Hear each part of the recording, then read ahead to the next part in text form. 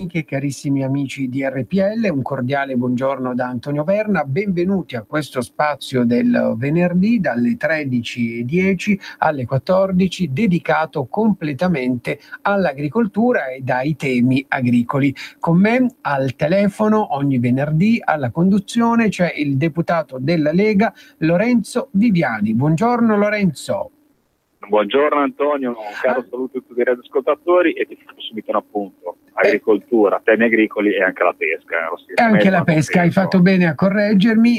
Carissimo Lorenzo, Giulio dalla regia si è dimenticato di mettere l'audio dell'elicottero, perché di solito tu tutti i venerdì sei in giro con il tuo elicottero per l'Italia, sì, no? Sì, Scherzo, ovviamente questo venerdì sei nel tuo territorio, quindi ti sento benissimo.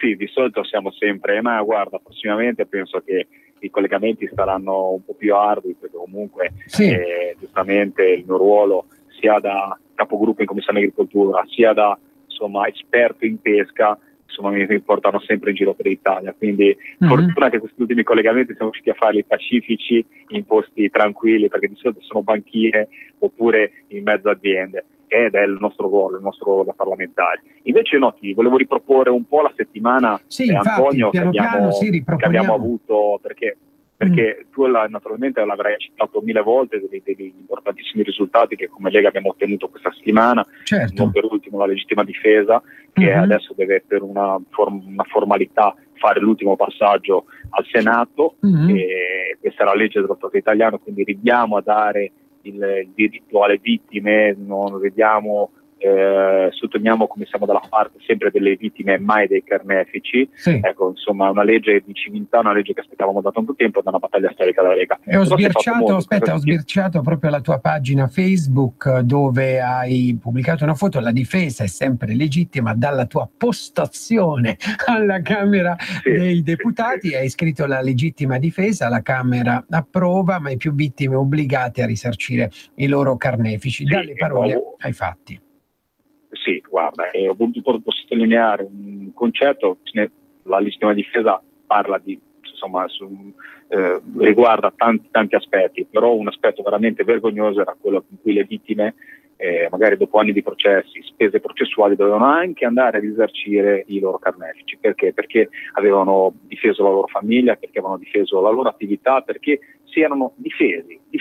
Ecco, quando parliamo del concetto della difesa, purtroppo la sinistra ha voluto speculare su questa cosa, quindi ha cominciato a fare veramente delle scene teatrali alla Camera, dove si è messo addirittura a fare gli esempi del bambino col pallone o del bambino o di quello bisognoso che viene a prendere la mela. La difesa è sempre legittima difesa e non si cambia il concetto di legittima difesa.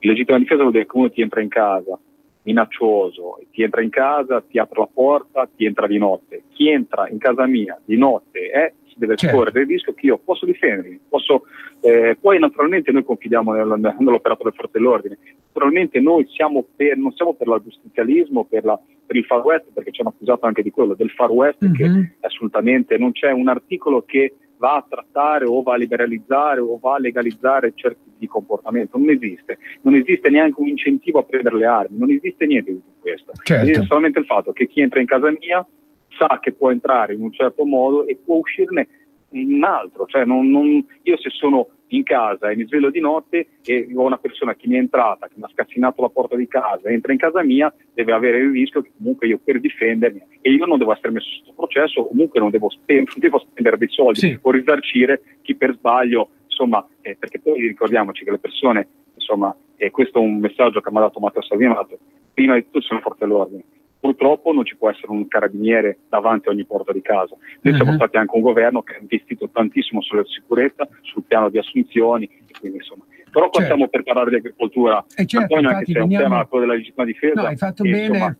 ci appassiona, però era importante perché è una vittoria storica della Lega, era giusto mettere i puntini sulle, anche se l'avrete fatto in altre 1000 trasmissioni su Radio Padania. Allora Lorenzo, però in realtà tu non sei quasi mai nel tuo territorio, perché anche ad inizio settimana, precisamente lunedì scorso, tu eri a Milano, però non ci hai raggiunto e quindi ti aspettiamo ancora qui il venerdì. Tu eri a Milano prima o poi. Perché eri a Milano? Perché hai preso parte ad un incontro in prefettura Agricoltura a Milano con il commissario europeo all'agricoltura Philip Hogan. Un incontro dal titolo La PAC post 2020. Spiegaci di cosa si è parlato in questo incontro, chi era presente, che cosa avete raggiunto, che obiettivi avete raggiunto in questo convegno? Assolutamente, questa è stata una settimana che ha avuto insomma tanti impegni legati al mondo dell'agricoltura, al mondo della pesca, al mondo del primario. È iniziata con lunedì, con un incontro che è stato incentivato, è stato organizzato diciamo pure dal nostro ministro Gianmarco Centinaio, che ha invitato il commissario europeo all'agricoltura Philip Hogan. Scusami Lorenzo, ti interrompo, abbiamo in linea il ministro. Buongiorno ministro. Buongiorno a voi. Grazie mille, allora c'è Lorenzo Gianmarco al telefono. Ciao. Che sta parlando proprio dell'incontro che avete avuto lunedì a Milano. Lorenzo, se vuoi finire oppure facciamo intervenire il ministro? Volevo solamente allora, dato che insomma si può parlare di tante cose, ma la cosa importante è la presenza del nostro ministro, di Gianmarco, in radio è per un motivo molto importante. Siamo riusciti a portare a casa dopo mesi, dopo dure battaglie, grazie, devo dire la verità, all'impegno e alla risolutezza insomma del nostro ministro, che si è impegnato fin dall'inizio, ha messo la sua faccia, ha dato la sua parola e finalmente ieri siamo riusciti a portare a casa il decreto emergenze che i territori attendevano da tanto tempo e diciamo il nostro slogan, un'altra promessa mantenuta. Ecco, Gianmarco, dici un po', perché è un successo enorme che ha portato a casa la Lega e ha portato a casa te. Sì, un successo che abbiamo portato a casa tutti noi in squadra è stato quello che avevamo promesso ormai da mesi, cioè cercare di cominciare a risolvere quelle che sono alcune, non tutte logicamente perché non ce l'abbiamo fatto in poco tempo a risolverle tutte, alcune di quelle emergenze che sono sul tavolo e che sono anche all'attenzione dell'opinione pubblica. Penso soprattutto alla questione della Xylella, dove dall'Europa ci stavano chiedendo di definire quella che è la soluzione a questo problema. Penso alla questione delle gelate della Puglia che aveva messo in ginocchio tutto il mondo dell'agricoltura pugliese. Penso alla questione delle quote latte, non dico che l'abbiamo risolta, ma in questo momento abbiamo prorogato di 4 mesi in modo da poter costruire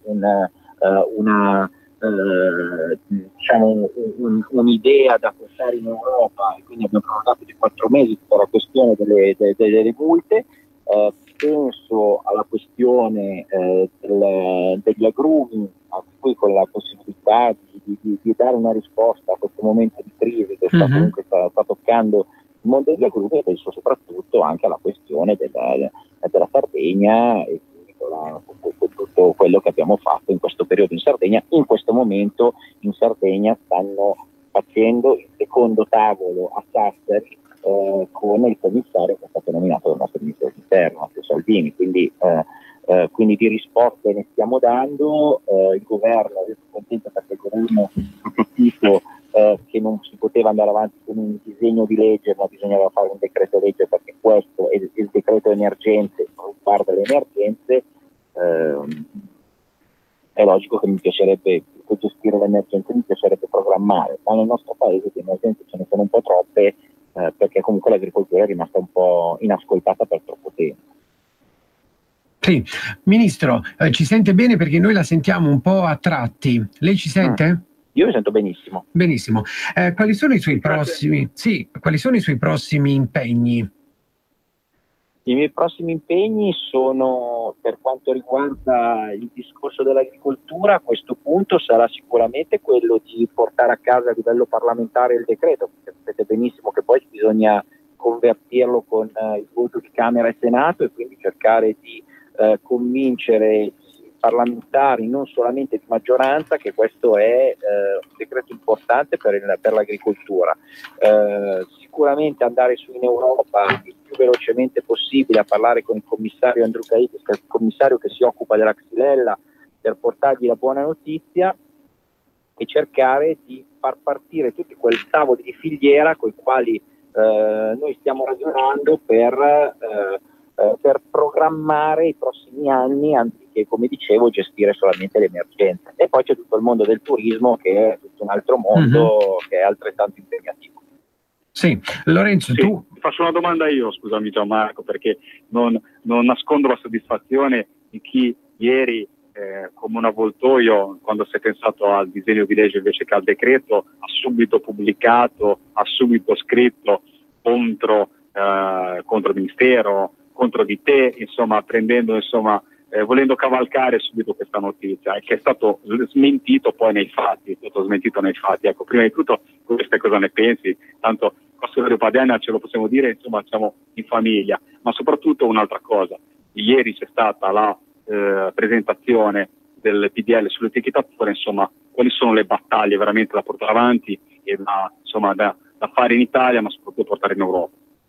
Ma io sono convinto che chi vuole fare polemica poi alla fine ha ricevuto una bella stangata sui denti, perché tutti dicevano Centinaio non ha la forza e non ha il coraggio di portare a casa il decreto, e soprattutto quel decreto è una bufala.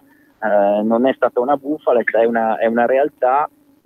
E io a queste persone da un lato gli faccio un sorrisino, il mio solito sorrisino da compatimento, dall'altro lato, dopo averli guardati con compatimento, dico però siamo disponibili a ragionare, sediamoci al tavolo, e mi piacerebbe che questo provvedimento abbia la più alta maggioranza parlamentare, perché diciamo sempre che l'agricoltura non ha colore politico, e quindi a me che i colleghi del PD vengano a dire che Centinaio si deve dimettere mi fa sorridere, perché stiamo portando a casa una serie di risultati che in passato erano un sogno.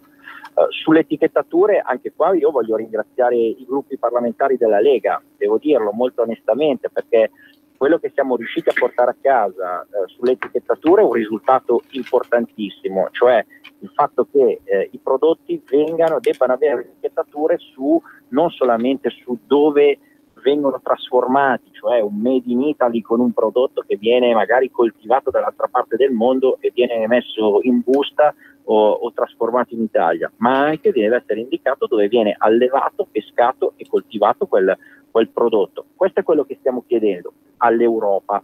La cosa positiva è che ci sono sempre più paesi europei che stanno seguendo l'idea dell'Italia.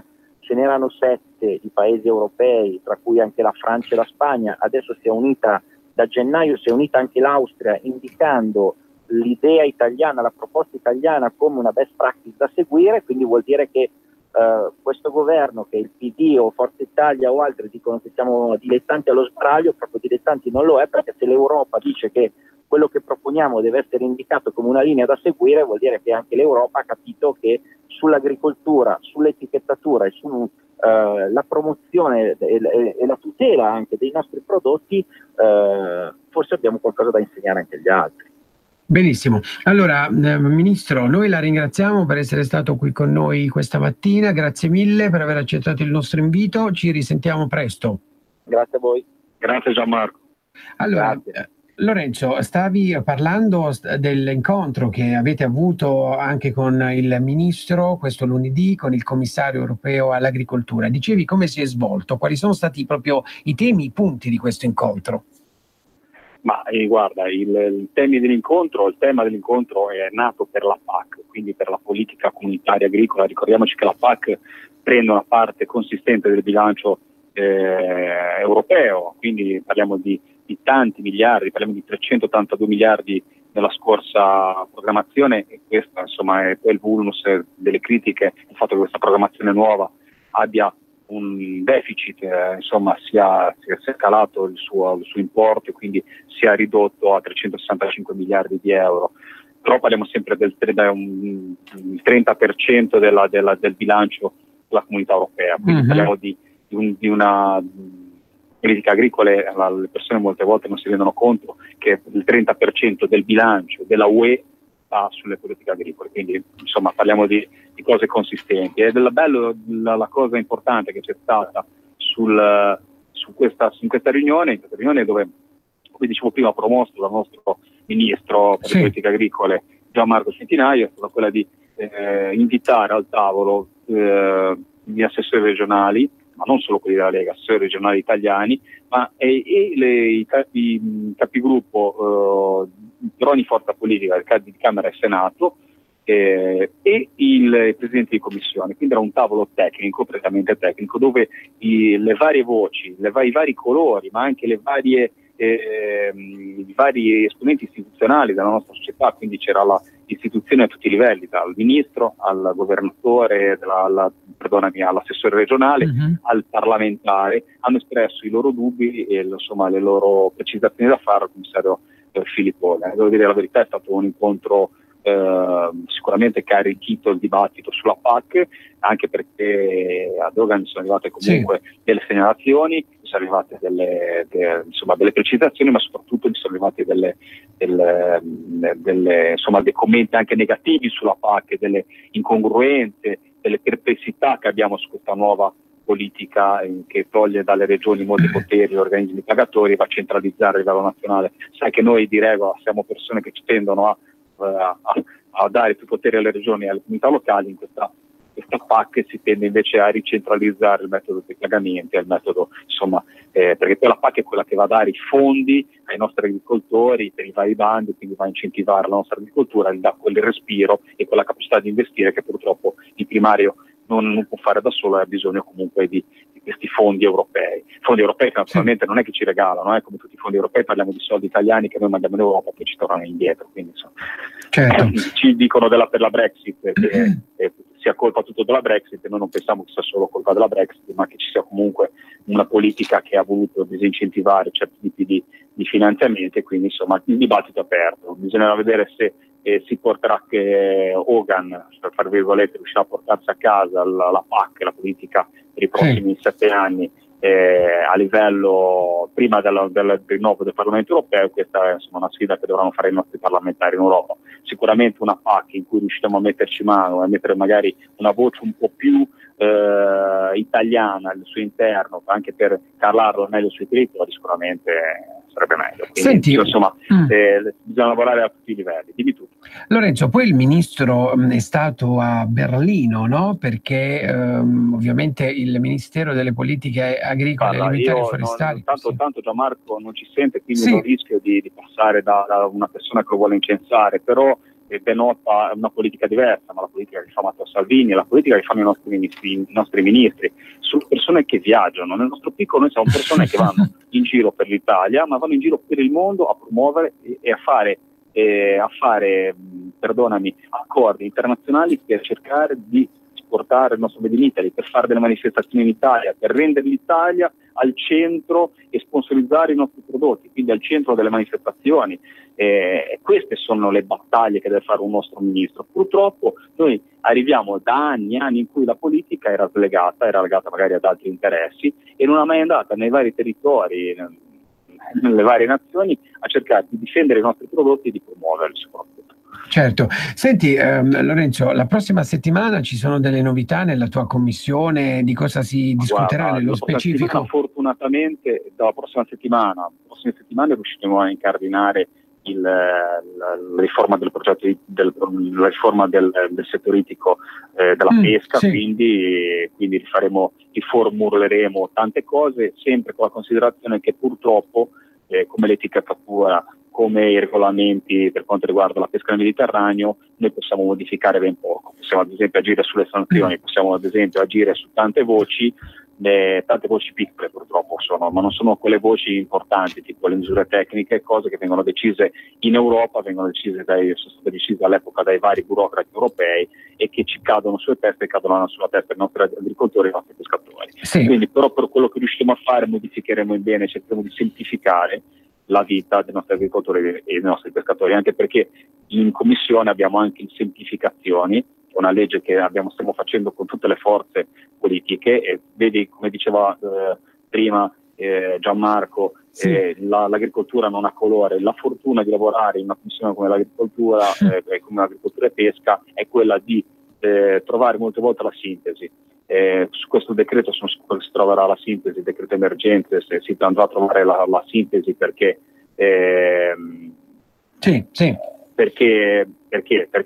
temi come la lotta alla xylella, come le gelate in Puglia, come il lato di Caprino, come il blocco delle multe precotelate o la crisi degli agrumi, citandole tutte, non possono separare la politica, come la riforma come altre semplificazioni, e quindi si trova molte volte la quadra, la sintesi fra forze politiche di colori diversi, perché il tema del Made in Italy e dell'agricoltura molte volte va a unire le persone, ecco, in queste battaglie. Benissimo. Questa è una bella cosa, devo dire la verità. Benissimo. Senti Lorenzo, da un'idea fortemente voluta da te, quella di conoscere un po' gli assessori regionali, no? Un po' importante conoscere le varie regioni. Oggi con chi parliamo?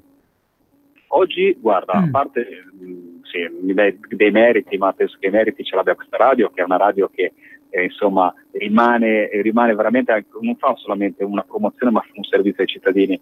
Questo concetto nasce dal fatto di valorizzare gli enti locali. Molte volte abbiamo delle persone, si conoscono i big che lavorano, i parlamentari o chi va in televisione, e poi ci sono le persone che lavorano, gli assessori, i tecnici, che sono quelli che salvaguardano la nostra agricoltura, la nostra pesca a livello regionale.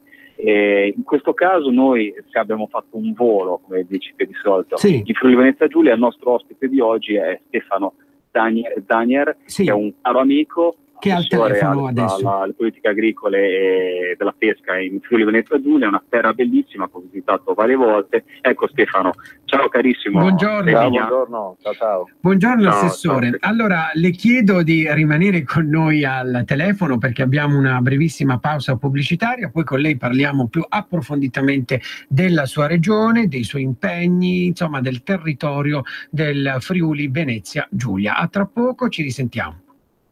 Messaggio per tutti gli imprenditori, gli artigiani, i commercianti, i liberi professionisti. Hai un'attività? Dei prodotti da promuovere? Prova la pubblicità sulla nostra radio. Radio Padania ha preparato per te una grande promozione per aiutarti a sostenere la tua attività a tariffe davvero straordinarie. Informati, vedrai che si può fare. Mandaci una mail all'indirizzo spot@radiopadania.net. Con Radio Padania si può fare. Sono Giovanna della Mondoflex. Mondoflex. Stiamo presentando una nuova collezione di materassi. Venite a provarli, vi aspettiamo con pagamenti rateali, senza interessi, con trasporto, montaggio e smaltimento dell'usato gratuito, con detrazioni fiscali e con il bonus mobili, con il recupero del 50% della spesa. Mondoflex conviene sempre. A Treviolo e a Melzo, il sabato orario continuato. Mondoflex reti e materassi. A Treviolo, Melzo, Monza, Erba, Crema, Castelmella Briscia e Desenzano del Garda. Per la tua pubblicità su Radio Padania Libera, scrivi a spot@radiopadania.net.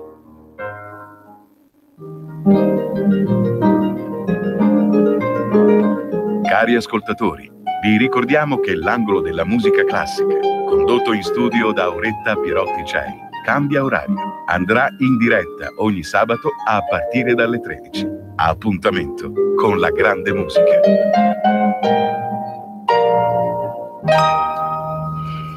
Rieccoci carissime amiche e carissimi amici di RPL, con me e Lorenzo al telefono abbiamo Stefano Zanier, assessore regionale alle risorse agroalimentari, forestali e ittiche della regione Friuli Venezia Giulia. Di nuovo buongiorno assessore. Buongiorno, ciao. Allora, assessore, cominciamo un po' a parlare del territorio del Friuli Venezia Giulia.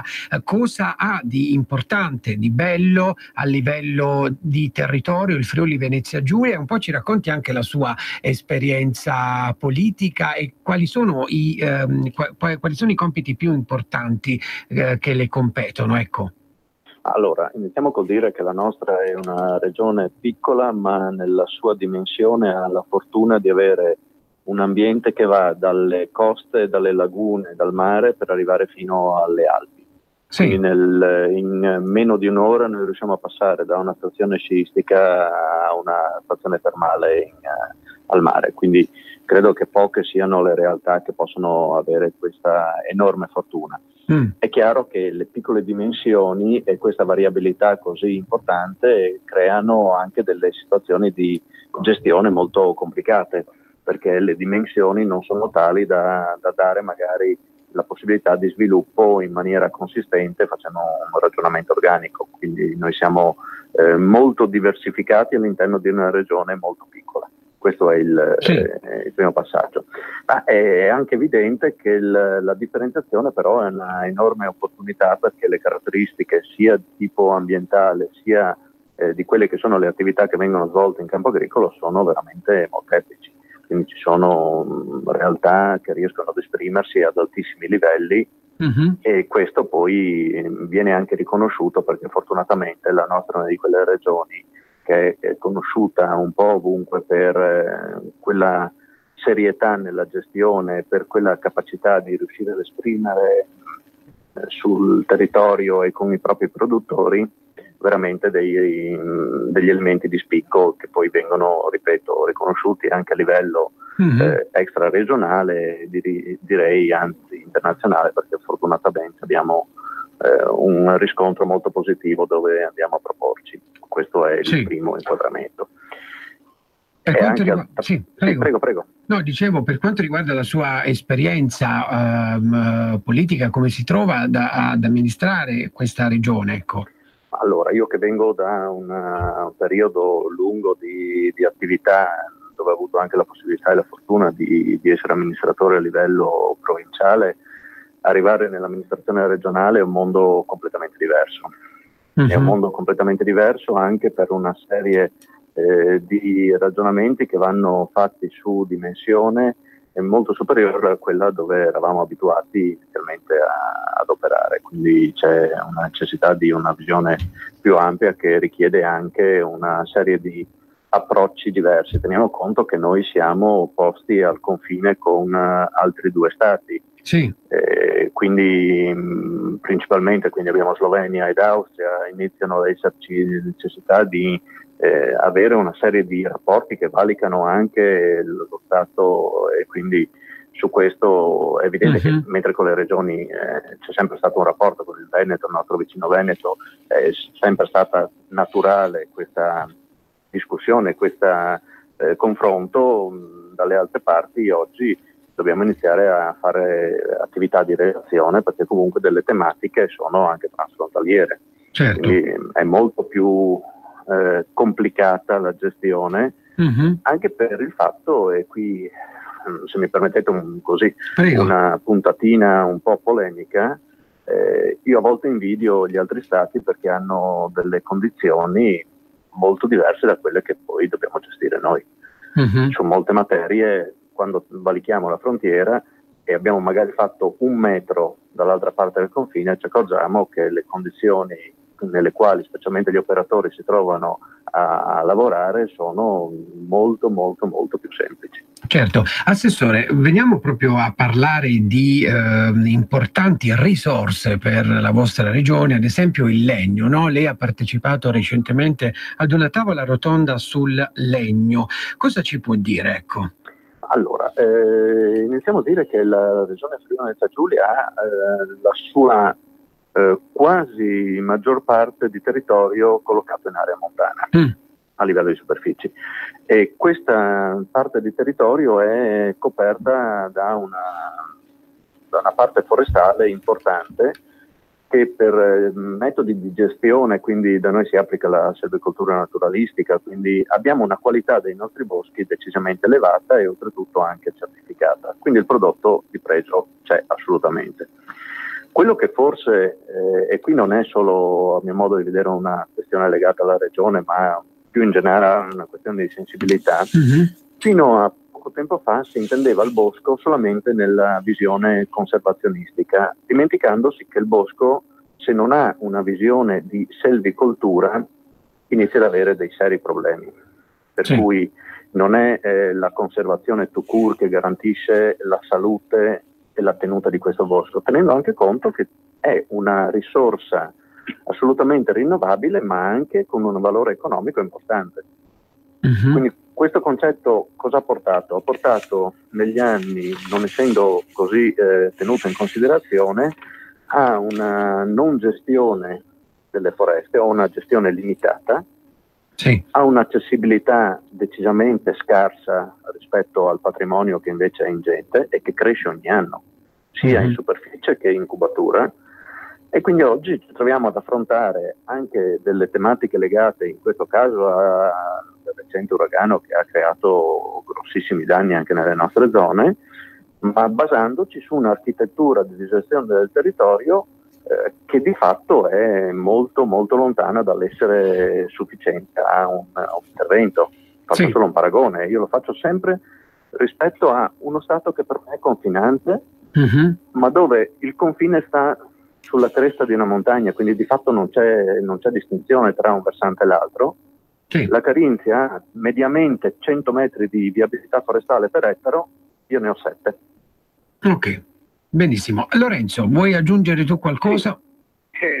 Potremmo chiamarlo anche, facciamo l'esame all'assessore questo appuntamento. Certo, facciamo l'esame all'assessore e sentiamo un po' le notizie. Io ringrazio di nuovo Stefano, ma ti volevo fare una domanda, perché Stefano è assessore di una regione meravigliosa che anche aveva purtroppo una marineria importante. Ecco, se vedi il rapporto, hai parlato di stati vicini, quindi ti parlo di non tanto della Slovenia ma il discorso della Croazia e dei paesi che comunque pescano secondo regole europee anche loro, ma pescano in maniera diversa e non hanno i nostri controlli. Ecco, come lo vivi questo fatto che tu devi essere assessore in una regione, cercare di far sostenere la tua pesca, sostenere il tuo comparto ittico e vicino alle regioni che insomma i regolamenti li rispettano un po' come vogliono loro?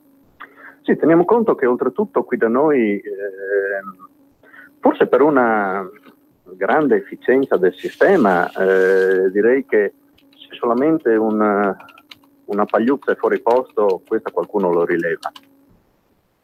E vedo anche, e questo è un merito però del nostro comparto pesca, devo fargli veramente un complimento, perché hanno avuto sempre una capacità di adattarsi alle situazioni e nel rendersi disponibili a cercare di essere sempre propositivi e collaborativi. Però detto questo, effettivamente noi ci scontriamo con due situazioni completamente paradossalmente diverse. Oggi una competizione in questi termini non è nemmeno sostenibile e in effetti le nostre marinerie stanno soffrendo in una maniera incredibile. Se ci mettiamo nell'insieme anche tutta una serie di problematiche legate a un'individuazione di aree di tutela che ogni 2x3 viene richiesto l'aumento, permettetemi di non essere particolarmente tranquillo. Sì.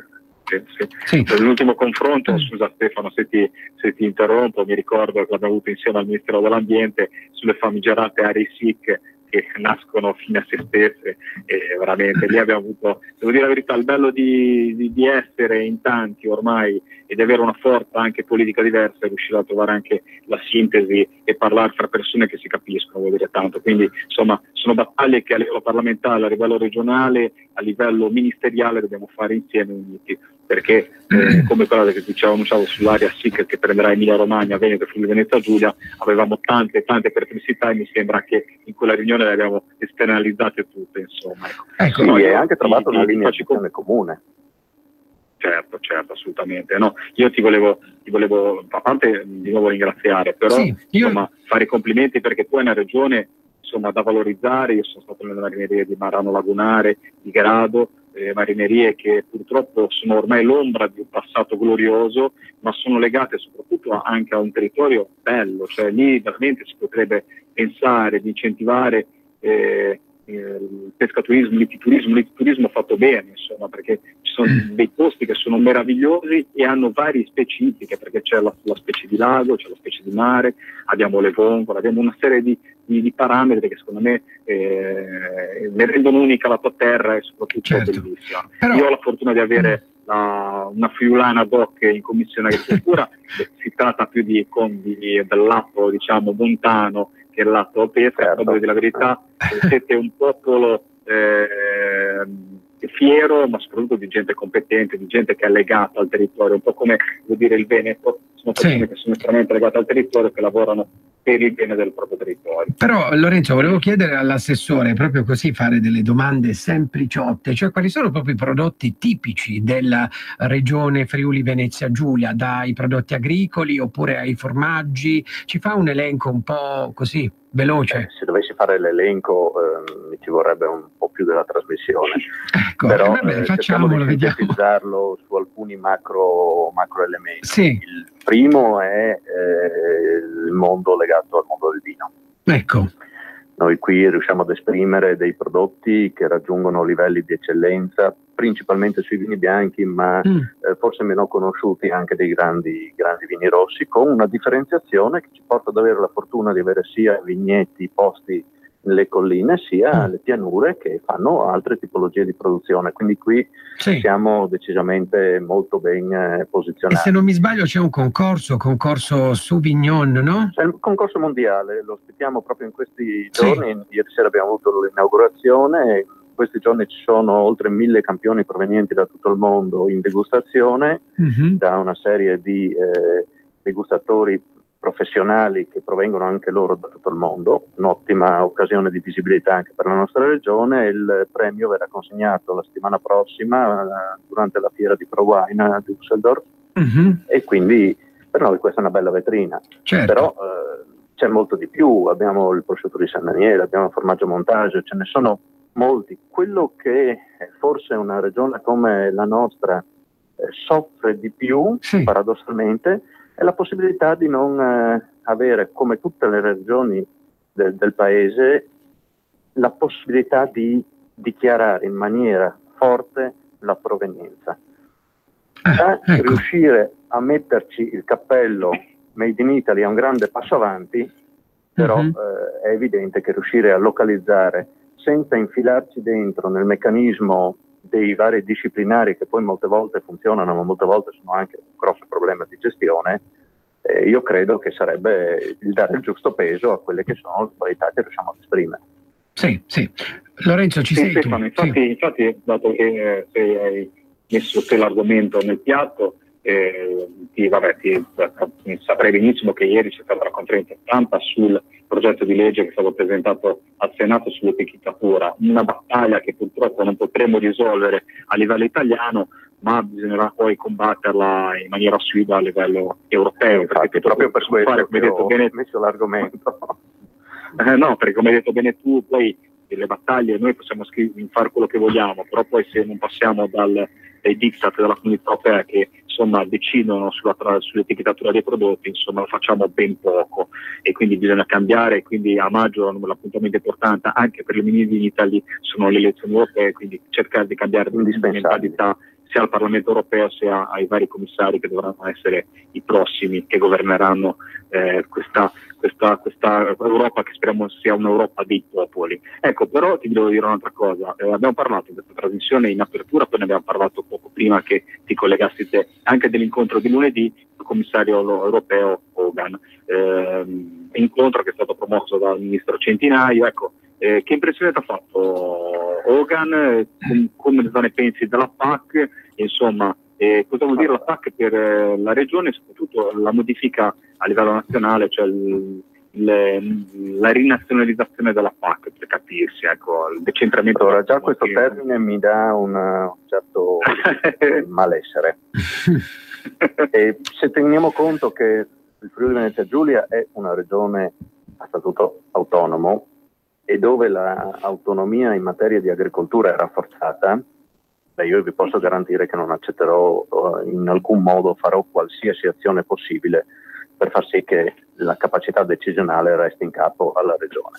Perché permettetemi, come possiamo ragionare su un territorio che già nel piccolo della mia regione è estremamente diversificato, applicando delle regole che debbano avere delle misure, non solo le regole, perché le regole a livello generale, poche regole possono essere applicabili un po' ovunque, ma delle misure che poi possano essere tagliate e opportune per sviluppare i territori. Io non so cosa avrò la necessità probabilmente di definire dei meccanismi agroclimatico-ambientali per gli agrumeti che in Friuli sono normalmente la cultura principale. Permettetemi che ho delle grosse E ho anche una grossa perplessità, perché a fronte di una posizione unitaria di tutte le regioni, con il ministro che ha fatto un intervento perfetto ribadendo questa posizione e mettendosi nello stesso assieme a tutte le regioni, anzi guidandole, dicendo che per noi questo non è applicabile, per me non è sufficiente una generica risposta del tipo sì, ok, però poi all'interno dello Stato membro troverete il modo. No, non funziona così. Sì. Questo per quanto mi riguarda non è accettabile. Deve esserci già di partenza questa possibilità della gestione, che siano poi dei piani operativi, che sia qualcos'altro, poco importa, però ripeto, per me non è accettabile che ci sia questo meccanismo, ma non per una scelta personale o perché è una questione di orgoglio, perché poi diventa operativamente impossibile ottenere il risultato. Benissimo. Ok. Benissimo, sì, ma infatti quello che sottolineo, poi chiudiamo, Stefano, e ti salutiamo, però il fatto che anche in questi ultimi mesi in cui mi trovo a girare l'Italia, ma solamente nella stessa regione noi abbiamo diversi tipi di culture, diversi tipi di agricoltura all'interno della nostra regione. Spostandoci in Italia abbiamo 1000 diversi tipi di agricoltura, anche la stessa cultura di una pianta, di si viene modificata da regione a regione, penso ai terrazzamenti liguri, penso alla terra, alle lagune, cioè abbiamo un paesaggio, una biodiversità che non può essere nazionalizzata, ma deve essere per forza decentrata alle regioni. Io ti ringrazio, Stefano, per il tuo intervento. Abbiamo conosciuto l'assessore regionale del Friuli Venezia Giulia all'agricoltura e alla pesca. Sarai nostro ospite prossimamente, spero che accetterai di nuovo il nostro invito. Certo. Grazie Stefano, è un piacere. Grazie mille a Stefano Zanier, ciao, assessore all'agricoltura del Friuli Venezia Giulia. Quindi Lorenzo, potremmo continuare anche nei prossimi venerdì, no? A sentire magari assessori. Anche abbiamo delle persone che, devo dire la verità, ho imparato a conoscere in quest'ultimo tempo. Abbiamo Rolfi in Regione Lombardia, abbiamo Pan in Veneto, abbiamo la nostra Giulia Zanotelli, che era la nostra delegata d'aula, che si è dimessa per ritornare sul territorio. È una cosa che molte persone non sanno, cioè questa ragazza, chiamo ragazza perché è più giovane di me, quindi insomma no, si è dimessa dalla Camera dei Deputati con un lavoro, diciamo, sicuramente con meno, anche se parliamo del deputato, però il deputato ha delle responsabilità enormi, si legifera, ma quando fai l'assessore hai la faccia, sei a contatto con i cittadini, è veramente una responsabilità enorme. Lei ha deciso di lasciare Roma per ritornare sul territorio, quindi adesso sta facendo l'assessore in Trentino Alto Adige, sentiremo lei, ma poi sentiremo i prossimi assessori, sentiremo, so che oggi è stata la nomina del nostro assessore andato in quota Lega per quanto riguarda l'Abruzzo, avremo quello della Sardegna, cercheremo di girare tutta l'Italia e conoscere chi ha in mano, chi lavora e protegge l'agricoltura e la pesca a livello regionale. Benissimo. Senti Lorenzo, quindi poi noi ci risentiamo venerdì prossimo, come al solito dalle 13:10 alle 14. Io ti rinnovo l'invito, cioè cerca di essere qui presente almeno un venerdì, quindi quando vorrai ti aspettiamo. Noi ci salutiamo, Lorenzo. E vorrei farti sentire la conferenza stampa che c'è stata al Senato del ministro Centinaio proprio ieri sul Made in Italy, sull'etichettatura, insomma. Quindi io ti saluto e ti auguro buona giornata e buon weekend. E salutiamo tutti i nostri un saluto e allora un buon ascolto a tutti i radioascoltatori. Grazie mille. Io arrivo dalla provincia di Pavia e faccio sempre l'esempio di casa mia. E penso al riso, se la signora Maria, la mia vicina di casa, va al supermercato, io voglio che la signora Maria sia messa nelle condizioni di poter scegliere se acquistare un riso italiano e quindi coltivato in Italia, oppure se acquistare un riso coltivato in Birmania o Cambogia o coltivato su un altro pianeta. È la logica del mercato e la possibilità di poter scegliere. Riteniamo che i consumatori debbano essere messi nelle condizioni di poter decidere nel modo più tranquillo possibile e sereno possibile. Poi sarà il mercato, sarà il consumatore, sarà tutto quello che vogliamo a dire che è meglio mangiare, i consumatori italiani preferiscono mangiare il riso italiano anziché il riso che arriva da un'altra parte del pianeta. Sotto questo punto di vista non siamo, abbiamo immediatamente, visto che non vogliamo fare gli errori che sono stati fatti in passato, abbiamo comunicato in Europa questo emendamento, e di conseguenza anche qua abbiamo rispettato quella che è la legislazione europea. Abbiamo durante l'ultimo bilaterale che ho fatto proprio a Bruxelles circa 3 settimane fa, abbiamo comunicato e abbiamo spiegato al commissario le nostre ragioni in un modo molto tranquillo, sereno, senza conflitto, proprio perché ci siamo resi conto di una cosa, e qui lo dico con molta soddisfazione, che sono sempre di più i paesi europei che la pensano come noi. Mentre fino a qualche mese fa c'era l'Italia e pochi altri che si contavano neanche sulle dita di una mano, oggi come oggi i paesi sono 7, e dopo vi dico quali sono, e qualche settimana fa si è aggiunto l'ultimo, che è l'Austria. Quindi io ve li elenco, così almeno avete anche un'idea che non siamo da soli e capirete il perché. Poi ci sono questi paesi: Francia, Spagna, Grecia, Portogallo, Lituania, Romania e Finlandia. E l'Austria il 17 gennaio a Berlino, in occasione della Green Week, ha presentato il modello italiano, dichiarando di voler seguire questo tipo di approccio. Quindi vuol dire che il nostro modello è un modello che viene preso come best practice, vuol dire che i paesi che come noi, molti paesi che come noi hanno delle eccellenze, penso soprattutto alla Francia, e hanno delle eccellenze da tutelare, non si accontentano più del made in, non si accontentano più dell'idea anche che sta l'ulteriore strada che si sta percorrendo, fatto in Europa, no? Perché adesso hanno lanciato quest'idea che il prodotto è fatto in Europa.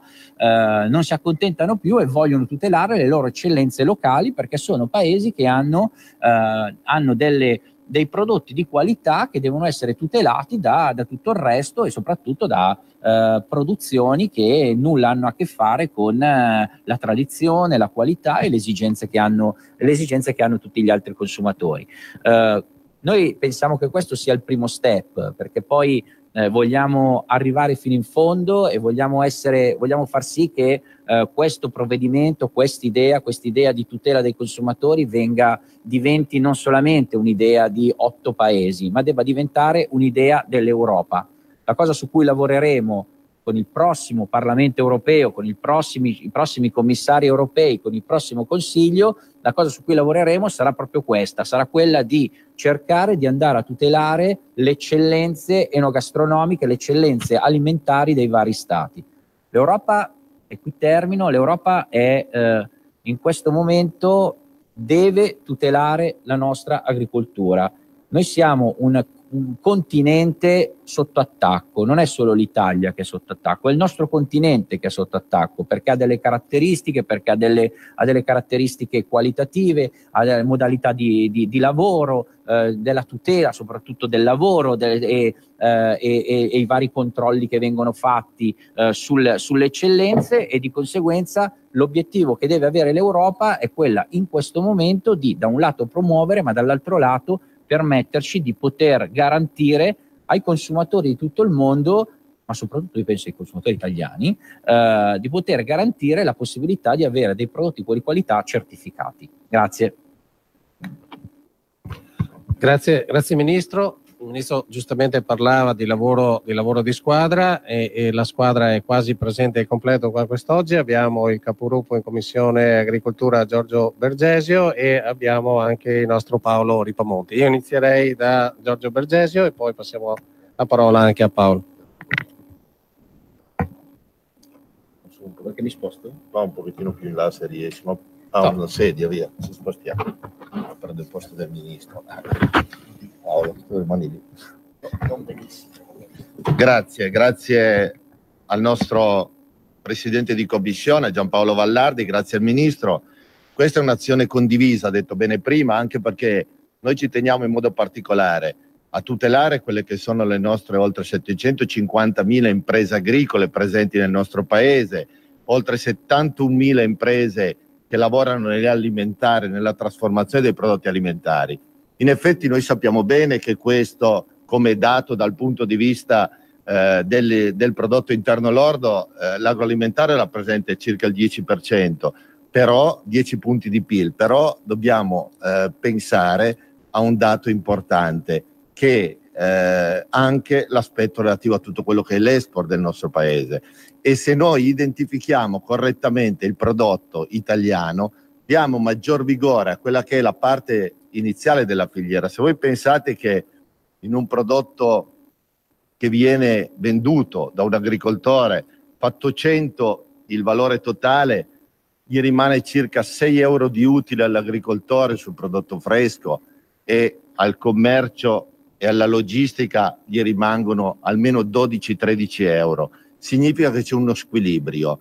Il fatto di identificare correttamente il prodotto come prodotto italiano oppure di provenienza, come diceva bene prima il Ministro, da altri paesi, fa sì che il consumatore possa scegliere in base anche a quella che si diceva prima, che è stato un'azione importante, un sondaggio importante, quello di verificare quanta attenzione c'è da parte del nostro consumatore al prodotto made in Italy, al prodotto vero italiano, oltre il 90%, e significa che se noi riusciamo a dare maggior valore all'inizio della filiera riusciremo anche a invertire quella rotta che diciamo la decrescita delle aziende agricole. Se pensiamo che dal 2017 anno completo oltre 2000 imprese agricole hanno chiuso nel nostro paese di piccole dimensioni, significa che per dar maggior valore a questo prodotto dobbiamo trovare la giusta strada e il giusto metodo. Allora, etichettare fin dall'inizio la materia prima, laddove noi la identifichiamo correttamente, dicendo il paese di origine, il luogo di origine, diventa la vera forza trainante di un valore aggiunto che daremo al prodotto nella fase finale. A quel consumatore che dice che per lui il prodotto italiano, tra virgolette, significa sano, buono, genuino, e soprattutto significa un prodotto che ha garanzie di salubrità nella sua preparazione. E questo è fondamentale, perché alla fine diventa sì che la tutela completa dà una garanzia sul cibo che mangiamo ogni giorno. L'altro aspetto fondamentale che vorrei anche citare è che siamo consapevoli che l'agroalimentare italiano è anche un forte importatore. Abbiamo oltre 40 miliardi di euro l'anno di import di prodotti agroalimentari, ma con questo noi non vogliamo fermare quello che è la produzione agroalimentare dal punto di vista della trasformazione, ma identificare correttamente i prodotti farà sì anche di aiutare tutta l'industria della trasformazione, perché a questo punto avremo il prodotto italiano vero e il prodotto che viene importato correttamente, anche questo sano, salubre, che avrà la sua parte, la sua fetta di mercato, perché se il consumatore italiano consuma nella spesa circa 160 miliardi di annuo nell'alimentare, significa che di spazi di crescita ne abbiamo e vogliamo far crescere correttamente questo paese e soprattutto questo settore.